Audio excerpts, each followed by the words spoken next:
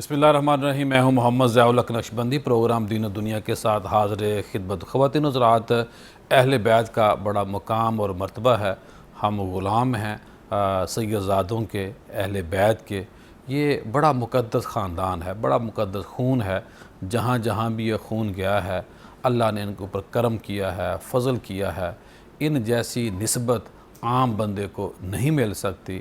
یہ خاندان رسول ہیں، اہل بیت ہیں، اور جب ہم ان کا ذکر کرتے ہیں تو بنیادی طور پر ہم اپنی قسمت جگا رہے ہوتے ہیں، اپنی غلامی کا دم بھر رہے ہوتے ہیں، اور اس بات کی التجا کر رہے ہوتے ہیں، خواہش کا اظہار کر رہے ہوتے ہیں، اے باری تعالیٰ ان نیک ہستیوں کے صدقے، کریم آقا صلی اللہ علیہ وسلم کے اہل بیت کے صدقے، آپ کے گھر والوں کے صدقے ہمارے اوپر کرم فرمانا۔ یہ غلامی ہے اور غلامی کا دم بھرنا چاہیے۔ آج جو ہمارا موضوع حضرت امام محمد تقی، بہت ہی بڑا نام ہے، تاریخ کے اندر ان کی بڑی خدمات ہیں۔ بہت بڑا نام ہونے کے ساتھ ساتھ ان کی خدمات جب آپ آج سنیں گے تو آپ کو علم ہوگا۔ اور بات اس لیے ہم کر رہے ہیں، آج ان کا جو موضوع رکھا ہے، موضوع اس لیے رکھا ہے، ان کا یوم وفات ہے۔ ظاہری طور پر دنیا سے چلے گئے، اور آج جب میں نے اور آپ نے ان کا ذکر کرنا ہے، بچوں کو بھی بتانا ہے، اور ان کے لیے دعائے خیر کا اہتمام کرنا ہے، نیاز کا اہتمام کرنا ہے، کوئی نہ کوئی نیکی کا میسج دینا ہے، لوگوں کو بتانا ہے۔ اور کم از کم نیاز کیا ہوتی ہے، دعا کیا ہوتی ہے کہ بسم اللہ پڑھ کے بھی اگر آپ دعا کر دیں، ایک گلاس پانی کا سامنے رکھا وہ نیت کر لیں تو یہ بھی ثواب ہے۔ کسی کو جو دے سکتے ہیں اتنا دے دیں۔ ممکن ہے آپ کا اللہ 1 روپیہ قبول کر لے اور دوسرے کا 1 کروڑ قبول نہ کرے، بات ساری قبولیت کی ہے۔ تو آج ہمارا جو پینل ہے، ڈاکٹر علی وقار قادری صاحب، آپ ماشاءاللہ PhD ہے ان کی اقبالیات کے اوپر، 30 سے زائد کتابوں کے مصنف ہیں، منہاج ایجوکیشن سوسائٹی کو رن کر رہے ہیں، اور منہاج یونیورسٹی کے اندر جو جامع مسجد ہے وہاں جمعہ بھی پڑھاتے ہیں، اور بہت ہی پیاری بات کرتے ہیں، بڑے اچھے انداز میں، سمجھانے کے انداز میں بات کرتے ہیں۔ اور ان کے ساتھ موجود ہیں مولانا عبداللہ ثاقب قادری صاحب، آپ ماشاءاللہ جامعہ کریمیہ سدیدیہ لاہور کے ناظم اعلیٰ ہیں۔ اور جناب ساتھ موجود ہیں ڈاکٹر محمد عرفان الحق صاحب، ماشاءاللہ نقشبندی ہیں، مجدی ہیں، پنجاب یونیورسٹی کے اندر پنجابی کے پروفیسر ہیں، اسسٹنٹ پروفیسر کے طور پر ذمہ داریاں سر انجام دے رہے ہیں۔ اسلامک کے اندر، صوفی ازم کے اندر ان کی ایک دلچسپی ہے، 6 سے زائد کتابیں ہیں۔ تو میں اپنے تینوں مہمانوں کا شکریہ ادا کرتا ہوں کہ انہوں نے آج ہمیں موقع دیا، تشریف لائے، اور آپ سے ہم کلام ہونے کا ہمیں شرف بخشا، موقع دیا۔ یہ صدقہ جاریہ ہے، اور جب میں ان سے بات کروں گا، یہ ہم سے بات کریں گے، آپ تک بات پہنچے گی، تو یہ نیکی ہے بات کرنا کرانا، کیونکہ یہ خیر کا کام ہے۔ پروگرام بہت زیادہ ہوتے ہیں تمام چینل کے اوپر، لیکن دینی پروگرام جو ہوتے ہیں ان کا ایک الگ ہی لیول ہے اللہ کی بارگاہ میں۔ تو میں ڈاکٹر علی وقار صاحب سے پوچھوں گا کہ آپ ہمیں آپ کا شجرہ جو نسب ہے وہ بتائیں، اور آپ کے جو خاندان ہے اس کا تعارف ہم سے شیئر کریں۔ اعوذ باللہ من الشیطان الرجیم، بسم اللہ الرحمن الرحیم۔ دیکھیے، سب سے پہلے تو ایک بڑی ہی افسوسناک حقیقت بیان کرنا مقصود ہے کہ حضرت امام محمد تقی رضی اللہ تعالیٰ عنہ، ان کے حوالے سے آج ہم بات انشاءاللہ کرنے جا رہے ہیں، لیکن ہم اہل سنت ہیں اور ہمیں اس پر فخر بھی ہے، لیکن ایک بات جو ہے وہ ہمیں ماننی پڑے گی کہ اہل بیت اطہار کا ہم نے کسی بھی طور پہ حق ادا نہیں کیا۔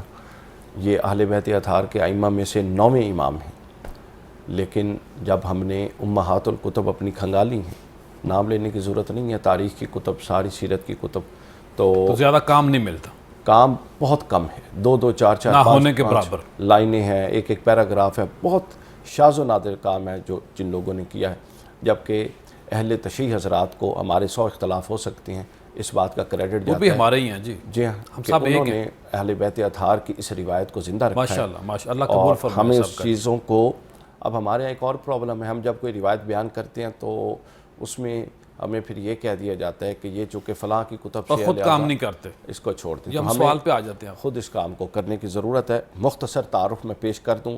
حضرت امام محمد تقی کا آپ کا نام تھا محمد. آپ کے والد کا نام ہے امام علی رضا علیہ السلام. آپ کا لقب جو معروف ترین ہے وہ ہے جواد، ویسے القانے بھی ہے. اس کے بعد آپ کی کنیت ابو جعفر.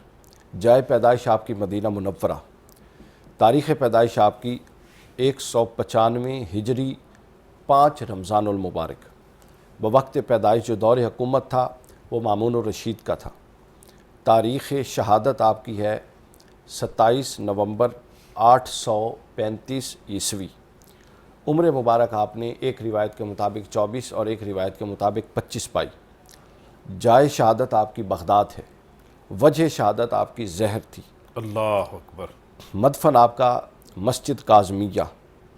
آپ کے شاگردوں میں آپ کے صاحبزادے امام علی نقی بہت معروف ہیں.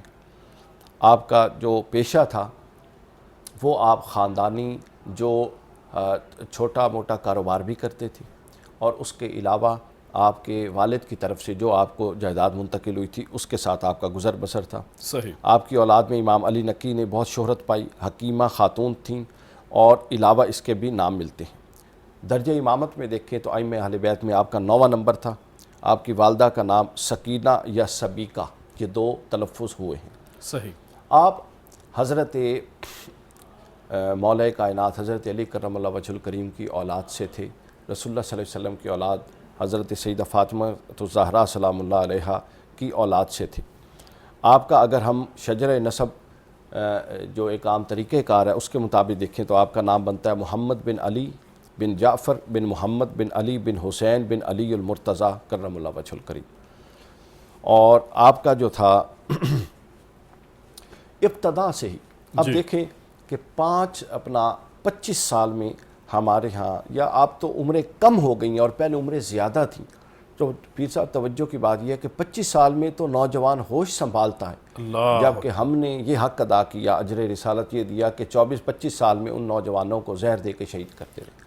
25 سال کی عمر میں امام تقی کو زہر دے کے شہید کر دیا گیا، میکسیمم جو روایت ہے. نام نہاد مسلمانوں نے. جی ہاں، نام نہاد مسلمانوں نے، حکمرانوں نے.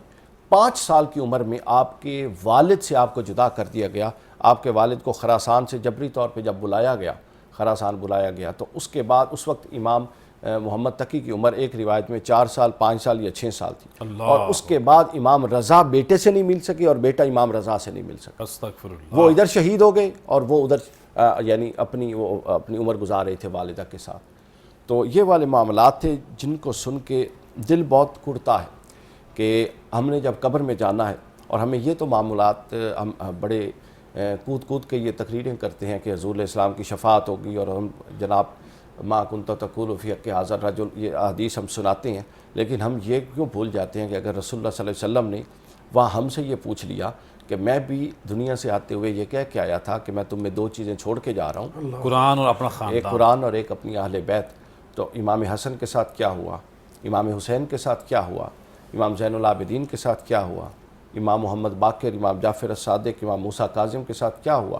امام موسیٰ کاظم کے ساتھ یہ ہوا کہ ہارون الرشید جو ہمارا ہیرو بنا کے پیش کیا جاتا ہے، 19 میرا خیال ہے جو ہیرو ان کو ہیرو رہنے دیں، 19 سال نئے مسائل نہ پیدا ہو جائیں. نئی مسائل نہیں پیدا کر رہے. سچی باتیں ہیں. ابن کثیر نے لکھا ہے، جا کے پکڑ لیں امام ابن کثیر کو. صحیح.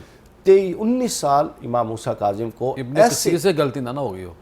جی ہاں، یہ پھر سب غلطی ہوئی ہے نا کہ ایک بھی ائمہ اہل بیت میں طبعی موت نہیں مرے، سب شہید ہیں، سب اکثر کو زہر. یہ بات تو ٹھیک ہے. اچھا، اب دوسرا دیکھیں، 19 سال اتنی بڑی شخصیت کو صرف اس لیے قید رکھا جا رہا ہے کہ کہیں وہ دعوے خلافت نہ کر دے، اور ہمیں سیاسی جس طرح پروگرام میں یہ فرما رہے تھے نا مفتی صاحب کہ بس ایویں اپنے طور پہ ایک سیلف میڈ خطرہ اپنے لیے بنا لیا. 19 سال اتنی بڑی ہستی کو ایک ایسے جو فیک بندہ ہوتا ہے نا، وہ اندر سے کمزور ہوتا ہے، وہ سارے تحفظ کا شکار ہوتا ہے. سر سارے مرے نا، سارے شہید ہوئے تو سارے فیک تھے. پھر آپ خود نہ پھنسیں. جی جی. اب دیکھیں 19 سال ایک ایسی جگہ پہ اتنی بڑی خانواد رسول کے فرد کو قید کرنا کہ جو پورے قد سے جس میں کھڑا نہیں ہوا جاتا، ٹھیک ہے، بیٹھا اور لیٹا جاتا، کھڑا نہیں ہوا جاتا.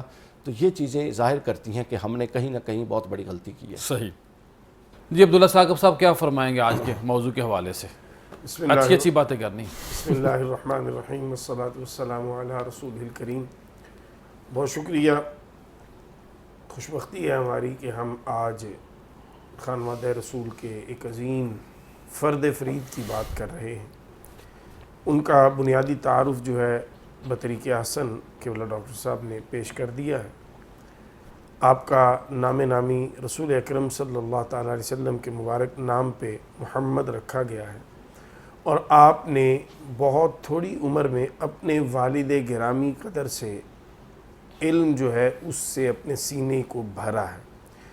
دوسرا، آپ کو اللہ نے علم لدنی عطا فرمایا ہے، اور یہ وہ علم ہے جو اللہ جسے چاہتا ہے اسے عطا فرماتا ہے.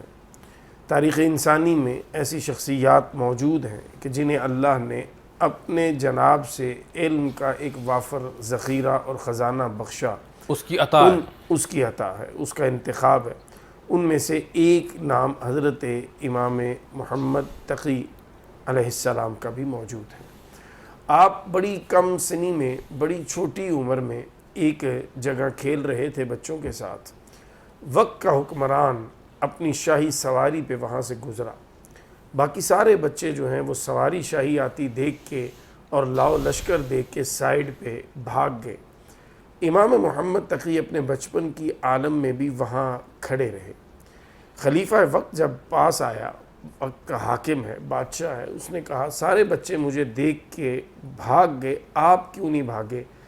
فرمایا اس لیے کہ میں کوئی غیر قانونی کام نہیں کر رہا تھا، اور میری آپ کے بارے میں رائے بھی یہ ہے کہ آپ بلا وجہ کسی کو پریشان نہیں کرتے. صحیح. اس پر مامون جو تھا خلیفہ، وہ آپ سے متاثر ہوا اور اپنے شکار پہ چلا گیا.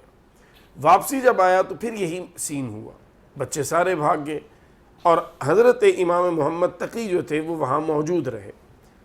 تو اس نے فیصلہ کیا کہ اس بچے کی پیشانی پہ مجھے جو ذہانت اور فطانت چمکتی نظر آ رہی ہے، میں ان کا امتحان لوں. اس نے امتحان کی نیت سے چیک کروں یہ علم کی کس بلندی پہ ہیں اور بصیرت ان کو کتنی رب نے عطا کی. اور یہ بچپن ہے، میں بار بار اس لیے کہہ رہا ہوں کہ ناظرین سمجھیں اس بات کو کہ اہل بیت اطہار کا فرد ہو، وہ عمر میں بھلے چھوٹا ہو لیکن وہ اپنے علم کے اعتبار سے کوہ گراں ہوتا ہے. اسی لیے میرے امام نسل پاک میں بچہ بچہ میں اسی طرف اشارہ کرنے لگا بچہ تھا کہ بچہ میرے امام نے بہت پہلے یہ واضح کر دیا تھا کہ سیاح نے لکھا بچہ بچہ لکھا، بچہ بچہ نور کا، تو ہے عین نور تیرا سب گھرانہ نور کا. اور جہاں نور ہوتا ہے وہاں ظلمت نہیں ہوتی، وہاں پھر صرف نور ہی ہوتا ہے، اور وہ ہر لمحہ نور ہی ہوتا ہے. حضرت امام محمد تقی سے آ کر انہوں نے سوال کیا کہ آپ یہ بتائیے میری بند مٹھی میں کیا ہے، بند مٹھی میں کیا ہے یہ بتائیے. امام محمد تقی جو ہے انہوں نے اس مٹھی کی طرف نگاہ ڈالی، اور پھر آپ فرمانے لگے کہ اللہ تعالیٰ نے سمندر میں بہت سی مچھلیاں بنائی ہیں، اور بادشاہ جو ہیں وہ اپنے باز کے ذریعے مچھلیوں کا شکار کرتے ہیں، پھر ان میں سے ایک مچھلی چھوٹی سی مٹھی میں دبا کے آل رسول کا امتحان لیتے ہیں کہ بتاؤ میری مٹھی میں کیا ہے. یہ علم کا اور یہ بصیرت کا لیول ہے. عمر 9 سال کی ہے، 9 برس کی عمر میں جس پر علم اور فضل جو ہے وہ اس طرح رنگ جما چکا ہے، اس کو دنیا امام محمد تقی کے نام سے جانتی ہے. اور یہ ائمہ اہل بیت میں سے صاحب میں دوبارہ آپ کی طرف آتا ہوں اور ڈاکٹر عرفان صاحب طرف جاتا ہوں، ان سے پوچھتا ہوں کہ جو حضرت امام محمد تقی کی شخصیت کے کمالات تھے، جو آپ کے اوصاف تھے، جو خوبیاں تھیں، اس پہ آپ روشنی ڈالیں مزید. شکریہ جی پیر صاحب. حضرت سیدنا امام محمد تقی علیہ السلام، آپ 5 سال کی عمر میں آپ کے والد گرامی کو خراساں بلا لیا گیا اور آپ پیچھے تنہا رہ گئے، اور 8 سال کی عمر جب آپ کی ہوئی تو آپ کے والد گرامی کو شہید کر دیا گیا. اب آج کی بیہیویئرل سائیکالوجی یہ کہتی ہے، اور آج کی انسانی نفسیات نے جو ترقی کی اور اس میں جو قواعد و ضوابط بنائے، وہ یہ کہتے ہیں کہ کوئی ایسا بچہ جس کو بچپن میں جو یتیم ہو جائے، اس کو ماں یا باپ یا دونوں میں سے کسی ایک کا یا دونوں کا توجہ نہ ملے اور بھرپور توجہ نہ ملے، تو اس کی شخصیت کے کئی پہلو ایسے ہیں کہ جن میں تشنگی رہ جاتی ہے، جو بندہ ڈیمیج ہو جاتا ہے، بچہ ڈیمیج ہو جاتا ہے، شخصیت ڈیمیج ہو جاتی ہے. اور آج کی یہی سائنسیں یہ کہتی ہیں کہ کسی بھی بچے کی جو آپ نے اس کے بیہیویئر کو جج کرنا ہے، اس کی پرسنالٹی کو جج کرنا ہے، تو آپ یہ دیکھیں کہ اس بچے کا کانفیڈنس لیول کتنا ہے۔ اب اس جدید سائنس اور ان قوانین کی روشنی میں جب ہم ائمہ اطہار رضوان اللہ تعالیٰ علیہ اجمعین کی شخصیات کو دیکھتے ہیں تو یہ بات واضح ہوتی ہے کہ آپ 8 سال کی عمر میں آپ یتیم ہو گئے، اور پھر آپ کو بغداد میں بلایا گیا، اور اس کی سیاسی وجوہات تھی، ان میں نہیں جاؤں گا، لیکن آپ کی علمی شخصیت کو واضح کرنے کے لیے یہ واقعہ بتانا ضروری ہے کہ اس وقت خلیفہ مامون جو تھا اس کے اوپر بڑا پریشر تھا کہ چلیں امام موسیٰ کاظم جو ہیں وہ شہید ہو گئے ہیں یا ان کا وصال ہو گیا ہے، تو وہ ان کو آپ نے اپنا جانشین مقرر کیا تھا، اب آپ نے اپنے بھائی کو اپنا جانشین مقرر کر دیا ہے، لیکن اپنی بیٹی کی نسبت جو آپ نے حضرت امام تقی کے ساتھ طے کی ہے تو اس کو بھی ختم کریں۔ تو اس نے کہا کہ یہ وہ شخص ہے، یہ وہ نوجوان ہے، یہ وہ بچہ ہے، 9 سال کی عمر ہے، 8 سال کی عمر ہے، تو اس نے کہا یہ وہ بچہ ہے کہ جس کا علم، جس کا فضل اور جس کی شخصیت اتنی جامع اور اتنی کامل اور اتنی اکمل ہے کہ یہاں کے بڑے بڑے علماء اور فقہا اس کا مقابلہ نہیں کر سکتے۔ حالانکہ یہ بھی کہا جاتا تھا کہ اس زمانے میں یہ جو خلیفہ مامون تھا اس کا شمار بھی بڑے فقہا میں ہوتا تھا۔ تو پھر انہوں نے کہا جی کہ خلیفہ نے کہا کہ آپ ایسا کریں کہ آپ اپنے علماء کو اکٹھا کر کے لے آئیں اور جس عالم کے ساتھ چاہتے ہیں مطلب ان کا اس بچے کا مقابلہ کروا لیں، اور اپنے پہلو میں حضرت امام کو بٹھایا، اور یحییٰ نام کے ایک عالم تھے جو بڑے معروف اور سب سے بڑے عالم جو گردانے جاتے تھے، تو انہوں نے جو پہلا سوال آپ سے کیا تو انہوں نے کہا کہ احرام کی حالت میں کسی شخص کے اوپر شکار جو ہے اگر وہ کر لیتا ہے تو اس کے بارے میں آپ کیا فرماتے ہیں؟ اور بظاہر یہ ایک ایسا چھوٹا سا سوال تھا کہ جس سے اس کے اندر گہرائی بہت تھی۔ اس نے سوچا کہ یہ ان کو کیا پتہ ہوگا، نماز روزے کا پتہ ہوگا اور فرائض کا پتہ ہوگا، تو یہ حج کے اس طرح کے جو احکامات شرعی ہیں ان کو یہ کیا جانتا ہوگا 8-9 سال کا نوجوان۔ تو اس نے اپنی طرف سے بڑا یہ آپ کو گھیرنے کے لیے سوال کیا، تو آپ نے جو اس کا جواب دیا وہ ایسا کمال کا جواب ہے کہ آج بھی عقل حیرت میں گم ہو جاتی ہے کہ سبحان اللہ۔ آپ نے فرمایا کہ تم نے آپ نے یہ جو سوال کیا ہے یہ آپ نے مبہم سوال کیا ہے، یہ سوال واضح ہی نہیں ہے۔ آپ یہ بتائیں کہ جس نے شکار کیا تھا وہ غلام تھا یا آزاد تھا، اس نے دن کے ٹائم کیا، رات کے ٹائم کیا، اس نے احرام حج کا باندھا ہوا تھا، عمرے کا باندھا ہوا تھا، اس نے غلطی سے شکار کیا یا وہ عادی تھا شکار کرنے کا، جانور تھا یا پرندہ تھا جس کا شکار کیا گیا، اور اس طرح سے بے شمار سوالات۔ اور یہ جو سوالات آپ کر رہے تھے تو وہ یحییٰ اور دیگر جملہ لوگ جو تھے وہ ورطہ حیرت میں گم ہو رہے تھے کہ ہم نے کس بچے کو کیا سوال۔ خواتین حضرات، پروگرام کا سلسلہ جاری ہے اور یہاں بریک لینی ہے، بریک کے بعد دوبارہ ملاقات ہوتی ہے۔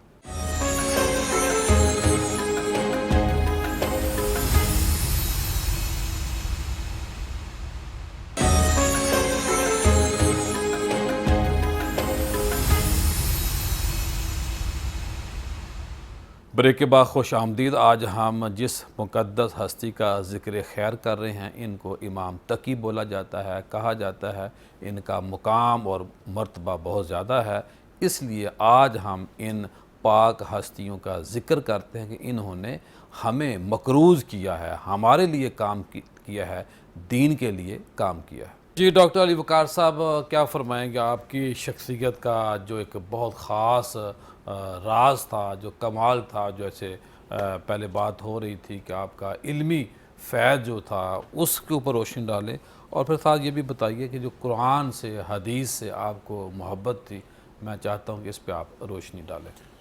دیکھیے جی، قرآن اور حدیث کے تو وہ ظاہر وارث تھے۔ قرآن ان کے گھر میں اترا اور حدیث انہوں نے اپنے نانا کی زبان اور پھر اپنے دادا سے اپنی آباء و اجداد سے سنی، اور ان کو یہ چیزیں گھر کے اندر ملی، اور یہ چیز ان کی پوری کی پوری شخصیت کا حصہ بھی تھی۔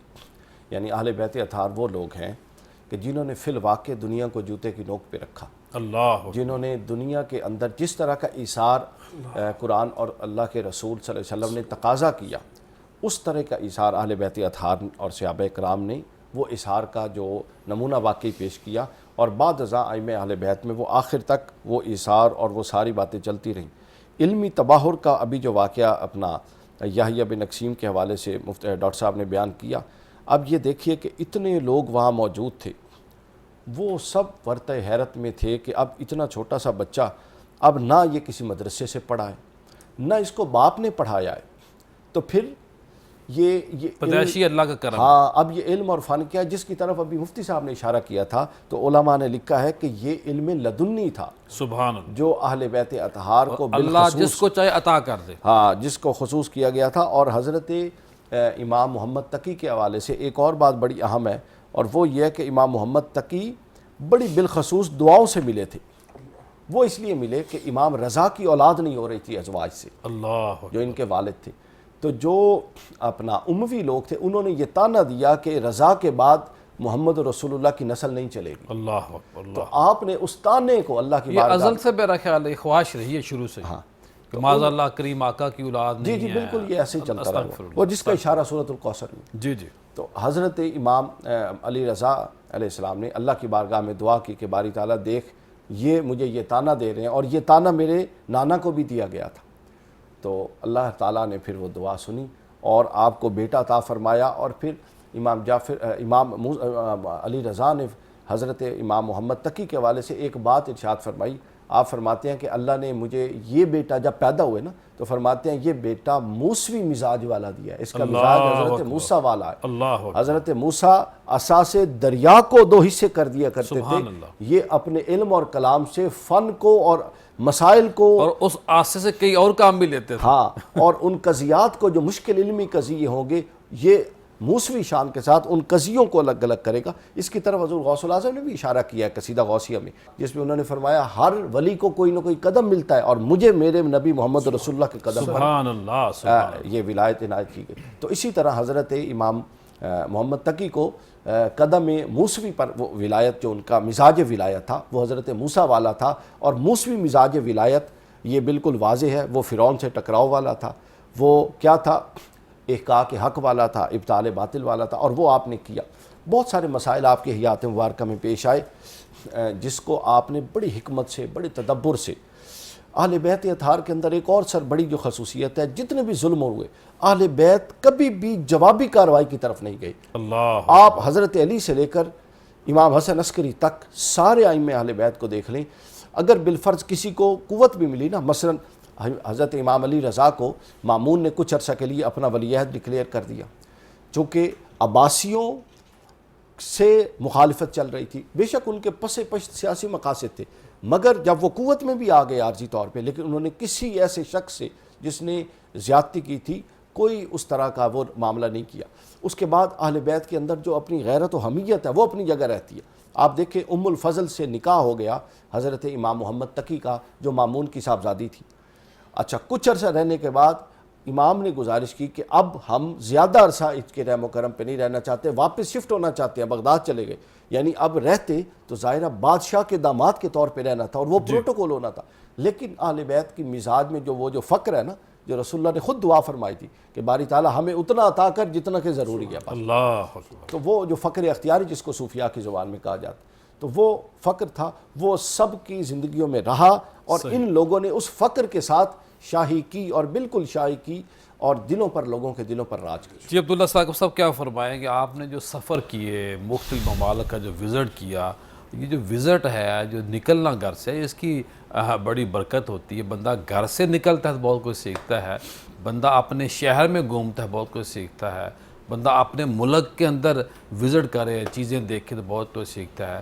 اگر وہی بندہ باہر کی دنیا میں جب نکلتا ہے تو ذہن وسیع ہوتا ہے، اور ہمارے جتنے بھی انبیاء گزرے ہیں، صحابہ گزرے ہیں، اہل بیت اطہار گزرے ہیں، اولیاء گزرے ہیں، سب نے مسلسل زندگی کے اندر سفر جاری رکھا ہے، جس کی ایک مثال یہ بھی، جتنے بھی ہمارے اولیاء کرام کے ہزار سالہ پرانے جو مزارات، اس کی یہ اس بات کی بہت بڑی دلیل ہے کہ یہ جو صوفیہ ہیں یہ بھی چلتے پانی کی مانند ہیں، جس کو ہم کہتے ہیں کہ رکے ہوئے پانی سے وضو جائز نہیں ہے۔ تو یہ جو تحرک ہے، یہ جو ایکٹیو رہنا ہے، اس کے اوپر بات کریں آپ۔ बिस्मिल्लाहिर्रहमानिर्रहीम। जी कि मतलब साहब आपने बड़ा खूब इशारा फरमाया, कुल सीरू फिल अर्द, कुरान का हुक्म है कि ज़मीन में सैर करो, और वो सैर जो है वो अल्लाह की कुदरत के जो मनाजिर हैं उन्हें देखो, और अल्लाह ताला ने जो इबरत की चीज़ें रखी हैं हमारे लिए उनसे इबरत पकड़ो, और जो अल्लाह की कुदरत के मज़ाहिर हैं उन्हें देखकर तुम जन्नत को समझने की कोशिश करो कि ये दुनिया अगर ऐसी खूबसूरत है तो अल्लाह की वो जो सबसे बड़ी नेमतों में से एक बड़ी नेमत है जन्नत, वो किस कदर खूबसूरत होगी। हज़रत इमाम मोहम्मद तक़ी अलैहिस्सलाम जो हैं बचपन से ही आप जो हैं वो सफ़र पे, और इस तरह आपकी ज़िंदगी जो है उसका आगाज़ ही सफ़रों की सूरत में हुआ, क्योंकि बड़ी मुख्तसर सी ज़िंदगी आपने पाई है। तकरीबन 25 बरस की टोटल आपकी ज़िंदगी मुबारक है, और उस ज़ाहरी 25 साल ज़िंदगी में ज़्यादा वक्त जो है वो आपका सफ़र में ही गुज़रा है। अब बगदाद शरीफ तशरीफ़ ले गए, जब आप बगदाद शरीफ पहुँचे तो वहाँ आपके साथ जो आपके खुद्दाम थे उनमें से एक खादिम के दिल में ये बात आई कि बगदाद के लोग आपसे बड़ी अकीदत रखते हैं।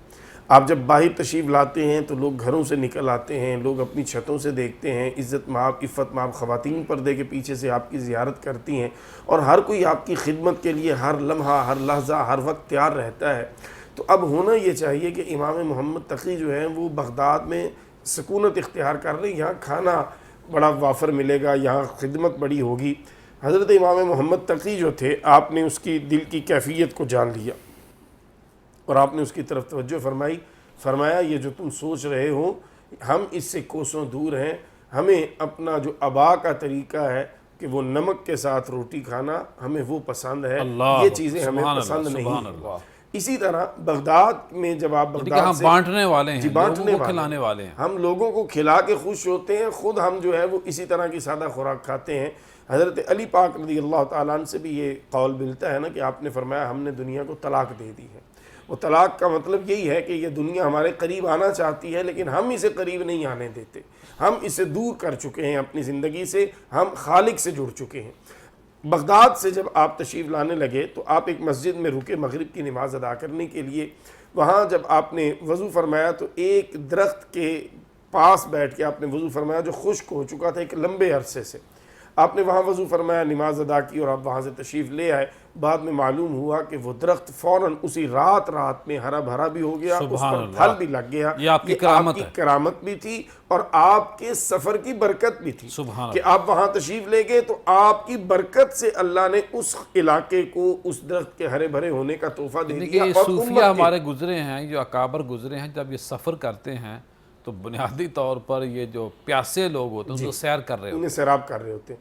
और मैं ये बात भी अर्ज़ करना ज़रूरी समझता हूँ कि इस वाक़या से और इस तरह के बेशुमार वाक़यात मेरे पेश नज़र हैं जिनको बुनियाद बना के मैं ये अर्ज़ करना चाहता हूँ, अहले बैत अथार हों, सहाबा किराम हों या औलिया कामिलीन हों, अल्लाह रब्बुल इज़्ज़त जल्ला वाला के इन महबूब बंदों की निगाह में जो आता है वो हरा भरा हो जाता है अल्लाह, और जो उनकी निगाहों से महरूम रह जाता है वो फिर ख़िज़ा ज़दा हो जाता है। आज भी वो किसी ने क्या खूब कहा था, निगाह वली में वो तासीर देखी, बदलती हज़ारों की तकदीर देखी। इस पर कुरानी वाक़यात मौजूद हैं। लोग कुरान पढ़ते नहीं, समझते नहीं और फिर वो लठ लेके जो है उम्मत के पीछे लग जाते हैं इसलाह करने के लिए। पहले कुरान तो पढ़िए। हज़रत बीबी मरियम जिस खुश्क तने के साथ टेक लगा के बैठी हैं, अल्लाह ने उसको हरा भरा नहीं किया। वहुज़्ज़ी इलैकी बिजिज़्इन नख़लति तुसाक़ित अलैकी रुतबन जनिय्या फ़कुली वशरबी वक़र्री आइना, ये क्या कुरान नहीं है? तो कुरान मजीद ने हमें ये बार बार बताया। वो अब्दुल्ला साहब जो मिंबर रसूल था, सरकार ने वहाँ आराम ना किया, तो वो आप देखिए ना कि वो रो रहा था। जी बिल्कुल। इसी तरह हज़रत मूसा अलैहिस्सलाम जब हज़रत खिज़र पाक से मुलाकात के लिए तशरीफ़ ले जा रहे तो फ्राई मछली का जिंदा हो जाना, क्या इसके बावजूद आपको ये बातें जो हैं ये कहानी लगती हैं और आपको समझ नहीं आती? मैं फिर इस बात पर अपनी बात को कंक्लूड करने की कोशिश करूँगा कि अहले बैत अतहार की जो हस्तियाँ हैं इनसे निस्बत पा जाना, और निस्बत इस सेंस में जैसे आज हम जिक्र कर रहे हैं उनका, ये इतना बड़ा खैर का जरिया है कि बोला पीर साहब कि इसके बाद जो इनायात होती हैं वो इंसान के तसव्वुर में भी नहीं। अल्हम्दुलिल्लाह। ख़वातीन हज़रात, प्रोग्राम का सिलसिला जारी है और यहाँ ब्रेक लेनी है, ब्रेक के बाद दोबारा मुलाकात होती है।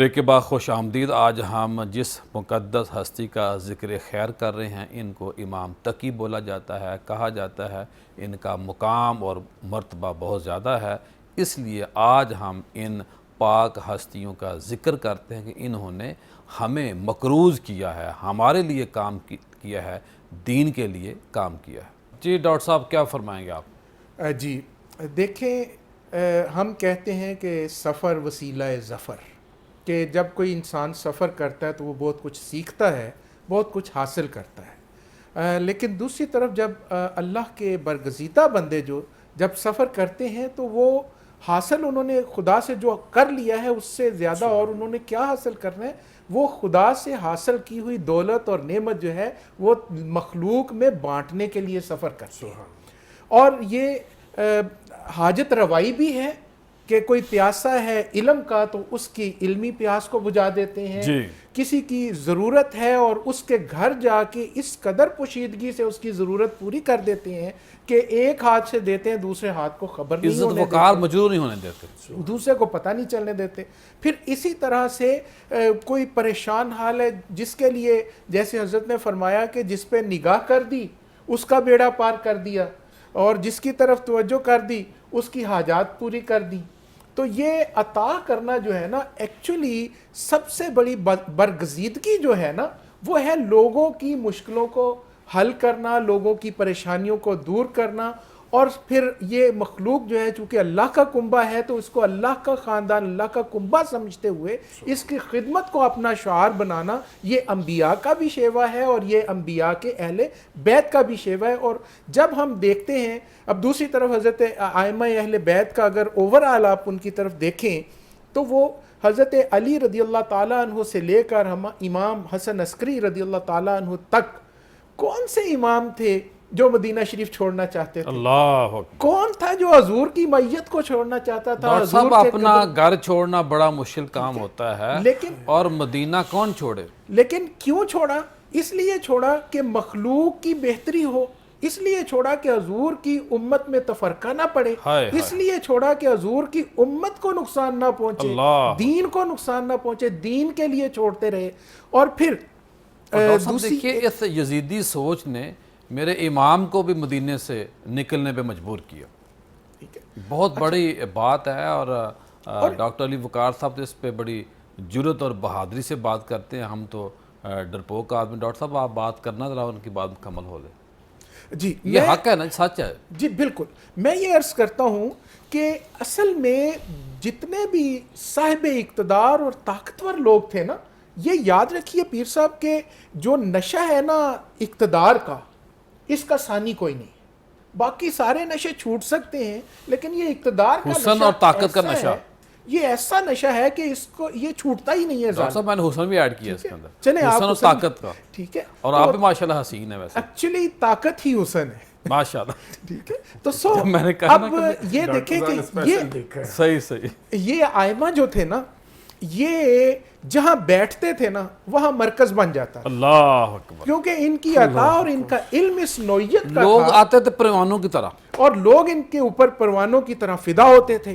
تو اس بات نے ہمیشہ حکمران طبقے کو پریشان رکھا کہ یہ مرکز تو یہ، اور حقیقی طور پہ مرکز تو یہی تھے لوگ، صحیح بات، تو وہ اس مرکز کو کسی ایک جگہ پہ جمنے ہی نہیں دیتے تھے، کبھی ادھر سے دھکا دے کے ادھر کر دیا، کبھی ادھر سے کھینچ کے ادھر لے گئے، کبھی ادھر، اور حتیٰ کہ پھر بھی ان کی پیاس نہیں بجھتی تھی تو پھر کسی نہ کسی طریقے سے ان کی شہادت کا ڈاکٹر صاحب یہ جو سانحہ ہو جاتا۔ پرسنالٹی کلیش ہے نا، یہ بہت بڑی وبا ہے، اور لوگوں کو جب پتہ چلتا ہے کہ یہ بندہ میری جگہ لے سکتا ہے، بالکل، خام خاصی باتیں ہوتی ہیں۔ اور یہ حضرات اہل بیت کی اور یہ ائمہ اہل بیت کی شخصیات اتنی قادور ہیں کہ ان کے سامنے کون ٹکے گا، کون سا بادشاہ دنیا کا ٹکے گا، کون سا سپہ سالار ٹکے گا، کوئی ٹک سکتا ہی نہیں ہے۔ اب دیکھیں کہ بڑے دنیا کے بہترین خلفاء جو خلفائے راشدین ہیں، حضرت سیدنا صدیق اکبر رضی اللہ تعالیٰ ڈاکٹر صاحب میں دوبارہ آپ کی طرف آتا ہوں، ڈاکٹر علی وقار قادری صاحب سے ہم پوچھتے ہیں کہ آج کے موضوع کے اوپر مزید بات کریں، لیکن جرت بہادری سے بات کریں، ہمارا پیمرا بھی ایسے اوپر موجود ہے، کیا فرمائیں گے آپ؟ نہیں، ہم پیمرا نے ہمیں کیا کہنا ہے جی، ہم پاکستان، ہمیں تو کہنا نا بھائی جان، ہم پاکستان کے ہر قانون اور اس کا پورا احترام کرتے ہیں، جی بے شک، اور کسی بھی طرح کی ایسی بات جو باعث انتشار ہو اس سے ہم نے کرنی نہیں ہے، ہاں اس سے بچنا بھی لازم سمجھتے ہیں، مگر حق کو بیان کرنا بھی ضروری ہوتا ہے۔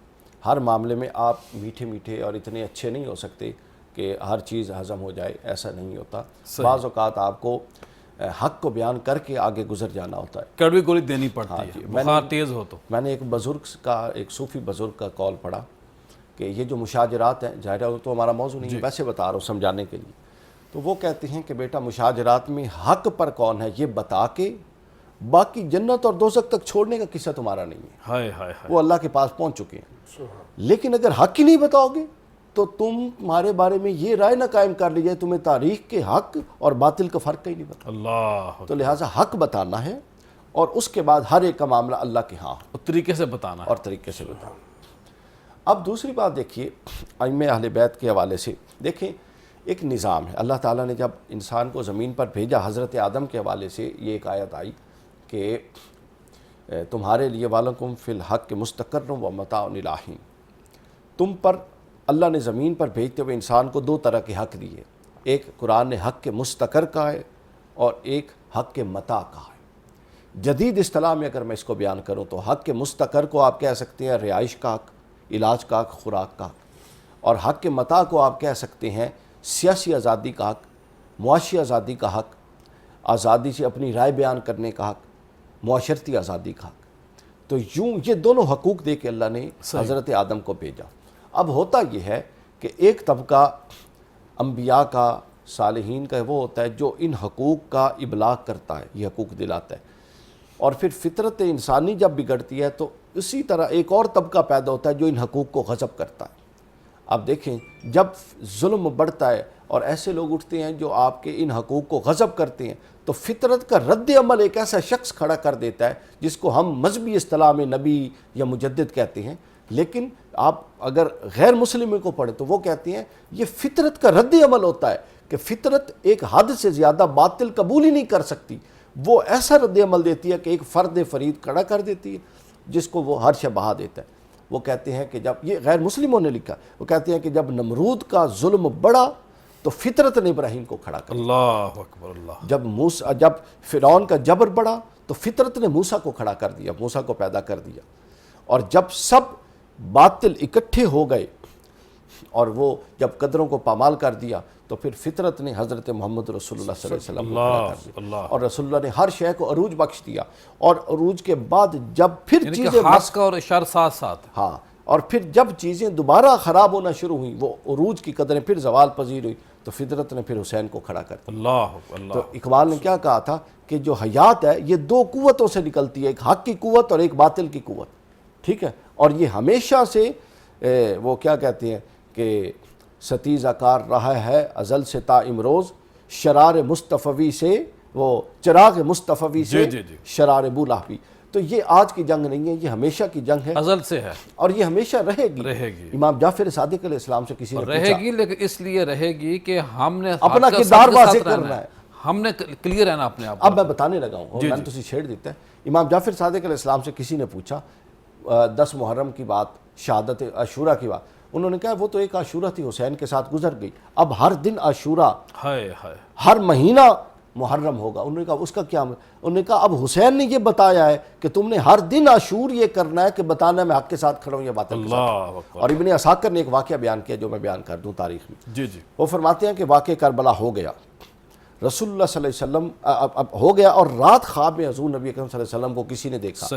حضور اتنے غصے میں تھے کہ حضور علیہ السلام نے اپنی آس سینے چڑھائی ہوئی، آپ کے ہاتھ میں ایک تلوار تھی، اور وہ شخص بیان جو کرتا ہے وہ کہتا ہے کہ میں نے دیکھا کہ رسول اللہ قاتلین حسین کے سروں کو خود کاٹ رہے تھے، 11 سر پڑے ہوئے تھے تشت میں جو امام حسین کے قتل میں شریک تھے، کاٹ دیے۔ ایک شخص کو حضور نے بلایا، وہ آ کے قدموں میں گر گیا، وہ کہتا ہے یا رسول اللہ میں نے حسین کو نہ پتھر مارا، نہ تیر مارا، نہ نیزہ مارا۔ تو حضور نے فرمایا یہ بتا، اس نے کہا کہ میں تو کاروباری تھا اور میں تو میخیں جو خیموں میں گاڑتے ہیں وہ بیچنے کے لیے آیا تھا۔ حضور نے فرمایا یہ بتا کہ تو کھڑا کس کی جانب تھا؟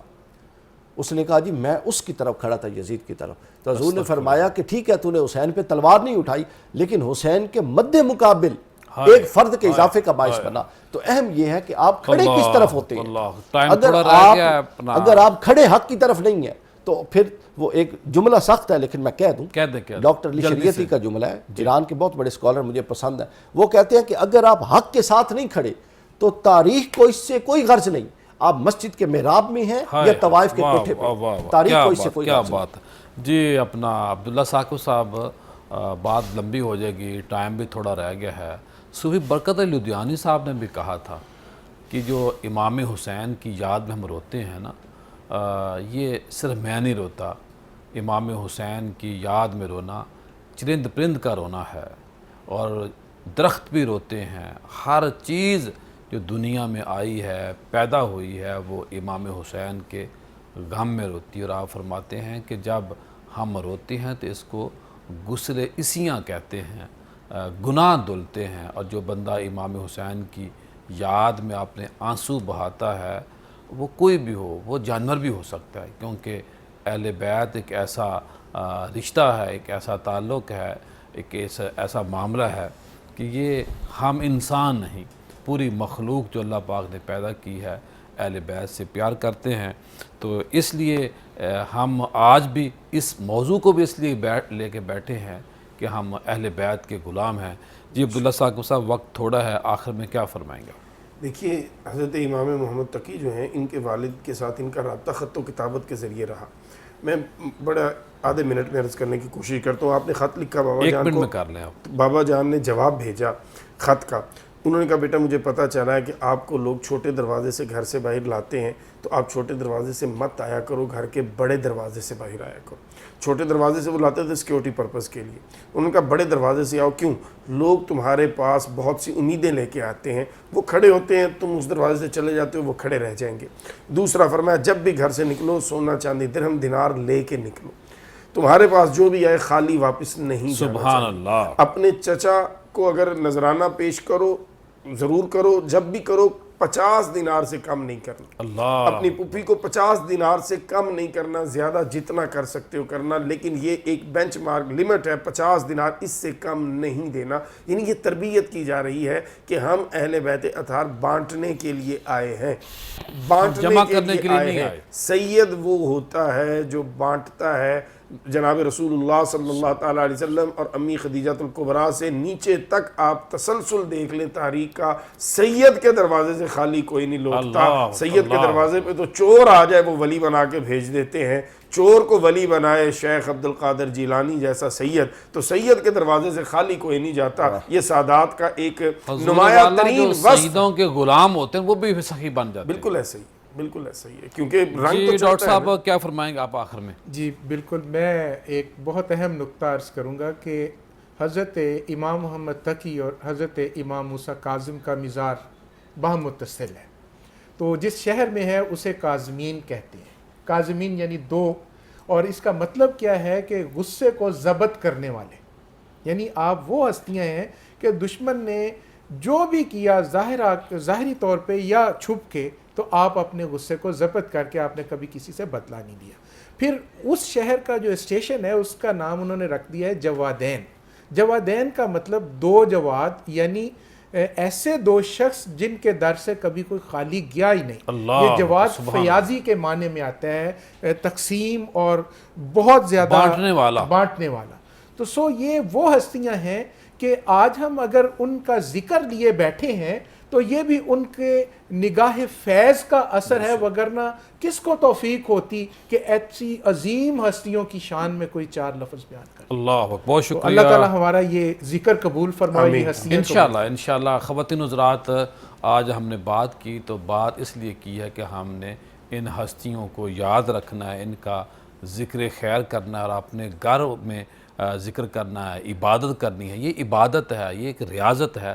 جب ہم بات کرتے ہیں تو اللہ ہمارا مقام بھی بلند کرتا ہے. اللہ کی بارگاہ میں ہماری التجا ہے کہ اے باری تعالیٰ ہمارے یہ کہے ہوئے، ہمارے یہ بولے ہوئے جملے اپنی بارگاہ میں قبول فرما، اور ہم اس امید کے ساتھ یہ بات کرتے ہیں انشاءاللہ ان کہے ہوئے کلمات، ان جملوں کے اللہ پاک ہمیں اس دنیا میں بھی اور آخرت میں برکت دے گا۔ کل دوبارہ ملاقات ہوگی۔ السلام علیکم۔